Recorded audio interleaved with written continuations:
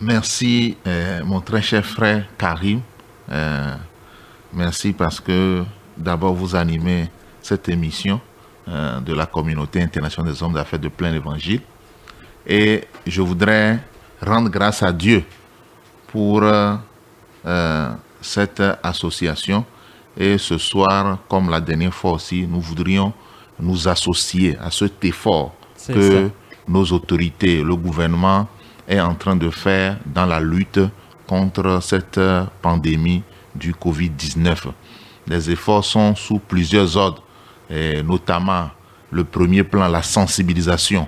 Et nous sommes une communauté de professionnels de tous bords, des médecins, des pharmaciens, des paramédicaux, des enseignants du supérieur et tous les corps associés.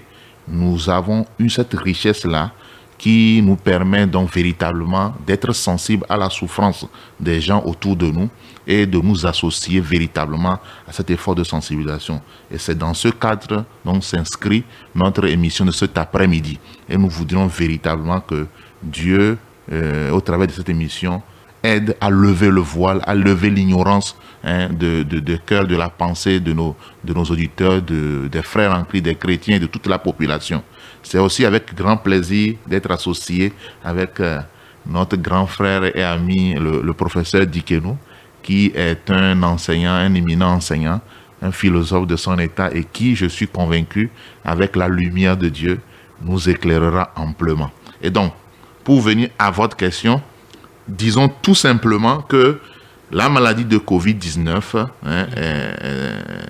est une maladie infectieuse provoquée par un nouveau virus qui n'avait encore jamais été identifié chez l'être humain. Donc c'est un virus, ce virus, il provoque une maladie respiratoire avec des symptômes qui peuvent se comparer à celui de la grippe, des symptômes comme la toux, généralement des toux sèches, la fièvre, et dans des cas plus sévères qui entraînent donc des pertes de vie, des cas plus sévères, donc une pneumonie. Donc voilà un peu ce que c'est. Donc c'est un virus, un nouveau virus qui vient de tomber parmi les humains. Donc voilà ce que je peux dire sur ce que c'est le virus. Oui, disons que cette responsabilité dont parle le professeur, c'est ça qui se traduit en règles pratiques qu'on nous demande de pratiquer. Voilà. Et si vous le permettez, je vais donc encore rappeler cela pour que nous puissions donc partir sur de bonnes bases. Et donc, comme vous l'avez dit, c'est des comités des scientifiques qui se sont réunis et qui ont étudié ce qui se passe et ils ont donné quelques principes qu'ils appellent les gestes barrières. Et donc, pour donc prévenir ce Covid-19, vu que nous sommes aussi dans des pays où les choses ne sont pas toujours faciles. Vous voyez, des grands pays, des pays développés, ils n'arrivent pas à contenir cette épidémie. Même les premières puissances. Voilà, les premières puissances, et vous avez vu. Donc, pour nous qui sommes des pays en voie de développement, il est important que nous puissions mettre l'accent sur la prévention. Et c'est à ce titre-là que les gestes barrières ont été édités. Et donc, premier élément qu'au niveau de l'ordre des pharmaciens, on recommande pour la prévention, c'est de se laver régulièrement les mains au savon et à l'eau, ou utiliser le gel hydroalcoolique. Donc, se laver régulièrement plusieurs fois dans la journée. Et on dit même se laver consciencieusement les mains. Consciencieusement les mains. Pas à la va-vite. Pas à la va-vite, consciencieusement. Ce n'est pas banal. Et je voudrais préciser en ça que ça, ce sont les principes simples, fondamentaux d'hygiène sanitaire qu'on devrait même appliquer même s'il n'y avait pas eu une épidémie. Et c'est ça qui permet d'éviter la plupart, on dit plus de 70% des maladies devraient être évitées par ce geste simple, le lavage des mains. Ok. Le point 2, on nous demande de tousser dans le creux du coude ou utiliser un mouchoir jetable. Et donc, en ce qui concerne notre responsabilité, c'est de ne pas penser que c'est des choses qu'on a dit juste pour nous fatiguer. Mais c'est de s'appliquer en tant que croyant d'abord, notre responsabilité envers Dieu, respect de l'intégrité des hommes qui sont autour de nous, dire que je vais m'appliquer à suivre ces principes-là. Le point 3, garder la distance de sécurité de 1 mètre. Comme nous l'appliquons actuellement. Comme nous l'appliquons. Donc, c'est des mesures qui nous permettent d'éviter des contaminations. Point 4, bien cuire les aliments. Les aliments actuellement, ça c'est des principes anciens, ce n'est pas nouveau. Bien cuire les aliments, les volailles, la viande, etc. Laver correctement les fruits et légumes avec de l'eau, ou bien enlever la peau avant de manger, éviter de mélanger le savon et de l'eau de Javel. Je voulais ajouter ça. Souvent c'est quelque chose que beaucoup de gens ne comprennent pas et on a fait beaucoup d'erreurs. Le savon et l'eau de Javel se neutralisent. Docteur, je crois que c'est un point très important. Le savon et l'eau de Javel se neutralisent. Si vous le mélangez, ce n'aura plus son effet. Donc c'est soit l'eau de Javel que tu utilises pour désinfecter, ou bien c'est le savon, tout simplement. Donc, voulant très bien faire, on peut mal faire finalement. Donc il ne faut pas mélanger le savon et l'eau de Javel. Nous n'allons pas rentrer dans les considérations chimiques de ça. Donc retenez tout simplement qu'il n'est pas conseillé de mélanger le savon et l'eau de Javel en même temps. Point 5, utilisez les masques dans toutes les situations. Et de plus en plus, c'est admis maintenant que dans les réunions, dans les rencontres, en plus des mesures de distanciation sociale, l'utilisation des masques est importante. Donc les masques adaptés existent. Et il est important de chercher à avoir ces masques-là.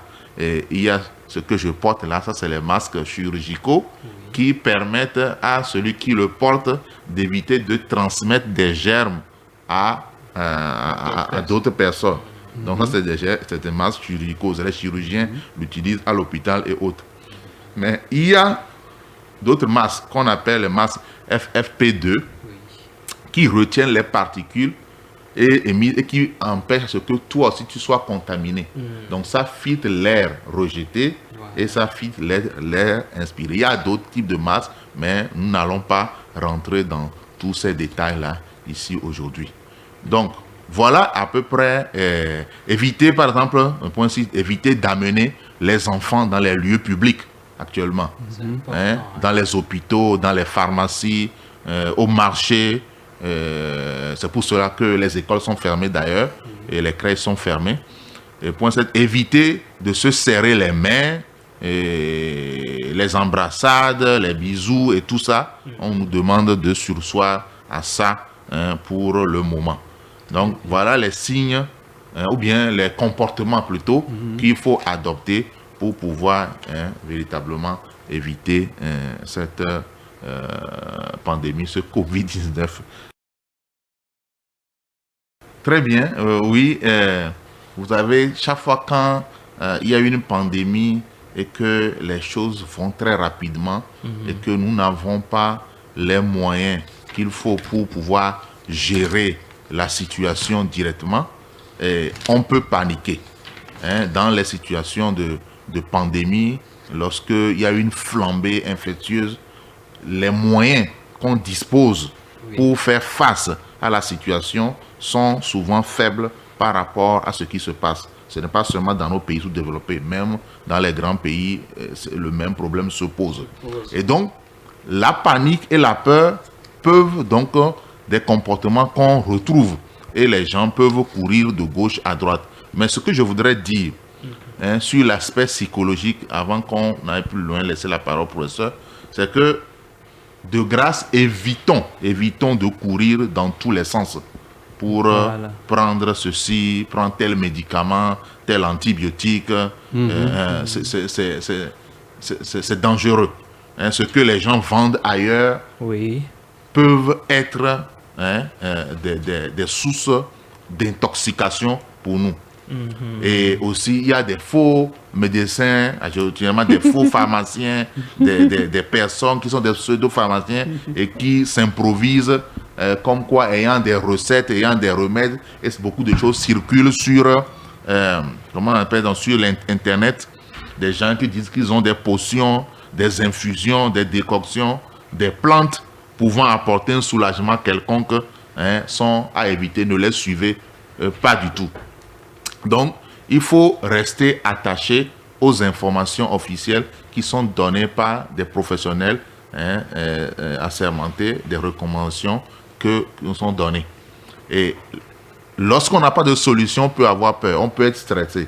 Mais pour nous, en tant que croyants, le Seigneur nous dit de ne pas nous inquiéter, que ce n'est pas par nos inquiétudes que nous allons prolonger, même d'une coudée, notre vie. Ne vous inquiétez pas. Ne vous faites pas de soucis. La Bible dit dans Matthieu 6, 27. Donc nous n'avons pas à nous soucier. Parce que le stress est un élément défavorable pour la santé en lui-même. Le stress est un élément défavorable pour le système immunitaire. Et qui est le système de santé humain principal qui combat en réalité cette maladie avant même de parler de médicaments. Mais la peur paralyse le système immunitaire. C'est pour cela que la peur est le premier ennemi. Donc faisons attention de ne pas céder à la peur. Faisons attention de ne pas aller chercher tout le temps le nombre de morts qu'il y a eu. Cela alimente plutôt la peur. Mais restons sereins et faisons face à la situation. Oui, et ajouter à cela, en dehors des conseils sur le plan psychologique, l'attitude de précaution, de prévention, quelques conseils qu'on peut rappeler rapidement, conseils sur le plan nutritionnel, encourager. Donc les conseils nutritionnels qui boostent l'immunité, beaucoup de fruits, de légumes, des antioxydants, la vitamine C. Et je voudrais insister sur les conseils pour les patients qui souffrent de maladies chroniques et les personnes âgées. Les patients qui souffrent de maladies chroniques, notamment les hypertensions artérielles, qui ont eu un AVC, qui sont sous traitement de cancer, de diabète, de l'asthme, les bronchopneumonies et toutes les autres maladies dégénératives, il est conseillé actuellement de limiter au maximum les déplacements, de rester à la maison. Parce que ce sont ces cas que ce Covid-19 emporte en premier. Parce qu'il y a une fragilité intrinsèque liée à cette pathologie, à ces maladies chroniques-là, qui font que les personnes sont plus exposées. Et aussi les personnes âgées. Donc, véritablement, prendre soin de nos personnes âgées qui sont dans nos maisons, les recommander les principes barrières, faire en sorte qu'ils ne reçoivent pas trop de visites et que chaque fois à la maison, les gens puissent appliquer les principes barrières avant de venir dans nos maisons. Donc, comme je l'ai dit, c'est valable pour les personnes âgées. Les conseils nutritionnels sont valables aussi pour les personnes âgées et c'est véritablement le moment d'entretenir son immunité. Donc nous recommandons beaucoup de fruits, de légumes, éviter la peur, le stress et prendre tout ce qui contient beaucoup de vitamine C. Donc voilà, sans trop s'étendre. Les fruits de façon générale, il y a l'ananas, il y a les oranges, il y a le citron. Donc essayez de manger plus tout ce qui est naturel, tout ce qui est légumes. Et cela nous apporte les oligo-éléments nécessaires. Les légumes, les fruits, je ne vais pas citer ça en détail, mais légumes, fruits sont encouragés à être consommés. Je veux peut-être dire ceci en passant. Il y a eu beaucoup de choses qui ont été dites en ce qui concerne les médicaments comme la chloroquine et les antibiotiques. Mais nous disons et nous allons le redire encore que personne ne court derrière un médicament actuellement. Principe de précaution. Le principe de précaution. Nous sommes dans une période d'incertitude. Rien n'est encore valide. Dieu de consolation, Dieu de compassion et de miséricorde, nous t'élevons. C'est toi qui as compassion de ceux qui sont attristés, ceux qui ont le cœur contrit. Oui, Seigneur. C'est toi qui répands le baume de ton esprit sur le cœur des personnes attristées. Seigneur, nous remettons toutes les familles attristées par cette maladie, ici au Togo, Jésus. en Afrique et dans le monde, entre tes mains. Oui, Seigneur. Nous prions que cette situation, au lieu de les abattre, les ramène plus près de toi. Amen. Seigneur, nous prions que leur cœur soit ramené à Dieu et que dans ces instants, ils puissent expérimenter la présence glorieuse de notre Seigneur Jésus-Christ. Amen. Seigneur, console les cœurs, touche leurs besoins, rencontre leurs besoins et permet qu'à la fin, ils te donnent gloire Au nom de Jésus. pour ton appui, Oui, Seigneur. pour ton soutien. C'est toi qui as dit que tu es pour nous un secours et un appui qui ne manque jamais dans la détresse. Oui, C'est Seigneur. pour cela que nous sommes sans crainte Oui. quand les montagnes même chancellent au fond des mers. Oh l'Éternel, tu es un appui sûr. Nous t'invoquons et nous réclamons ta présence. Oui, Seigneur. Au nom de Jésus-Christ, nous avons prié. Amen. Oui, Seigneur, nous te disons merci. Aujourd'hui, des tonnerres d'applaudissements s'élèvent dans les rues des grandes capitales, Oui, Seigneur. dans les pays développés pour le personnel soignant. Seigneur, nous voudrions dire que merci de ce que tu as donné, la connaissance, la science. Merci, Seigneur. Tu as donné l'engagement, cette notion de responsabilité, ce serment que nous avons prêté, nous professionnels de santé, à la fin de nos études, qui nous engage tant et qui nous met au devant de la scène dans cette situation. Oui, Père. Seigneur, merci de ce que ta main de grâce couvre tous les personnels soignants. Au nom de Seigneur, Jésus. merci de ce que tu leur viennes au secours. Merci de ce que dans cette situation, tu montres même à ceux qui ont les grands moyens que tu es l'Éternel qui guérit. Oui, Seigneur. Seigneur, merci de ce que tu changes la vie d'un médecin au travers de cette situation. Amen, Seigneur. Que tu changes la vie d'un infirmier au travers de cette situation. Au nom de Que Jésus. tu changes la vie d'un personnel soignant au travers de cette situation. Parce qu'il aurait expérimenté ton intervention, qu'il aurait vu ses limites et qu'il serait abandonné entre tes mains. Seigneur, nous prions aussi pour les personnes de santé ici dans notre pays, le Togo. Nous prions pour tout le système de santé. Oh, oui, Seigneur.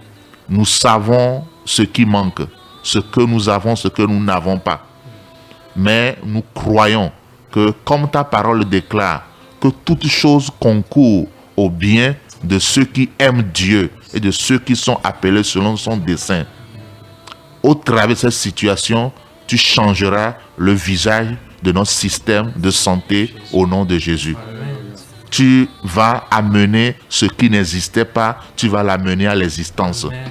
Tu vas fortifier, tu vas encourager des gens. Et au travers des situations qui sont difficiles, tu vas établir des hommes fidèles, des hommes remplis de ton esprit, des hommes qui vont encore faire davantage, ils vont faire mieux. Seigneur, répands ta main, répands ton esprit d'encouragement sur ces professionnels de santé qui travaillent nuit et jour sans grands moyens, mais soutiens-les, mets la force dans leur cœur. Je prie aussi en même temps pour toutes ces personnes qui vont décider, encourage-les, fortifie-les, donne les moyens pour avoir les équipements sanitaires qu'il faut, donne les moyens, donne l'intelligence, la sagesse. Au nom de Jésus, nous avons prié. Amen. Amen. Amen. Merci. Je voudrais encore une fois nous encourager.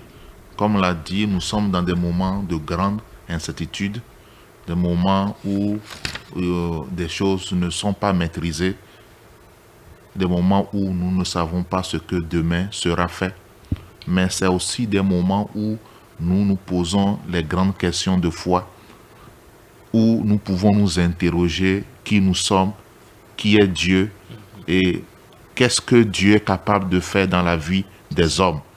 Et c'est des moments où nous nous arrêtons, où nous réalisons la fragilité de l'homme et nous voyons la grandeur de Dieu et nous comprenons que tout peut s'arrêter à tout moment.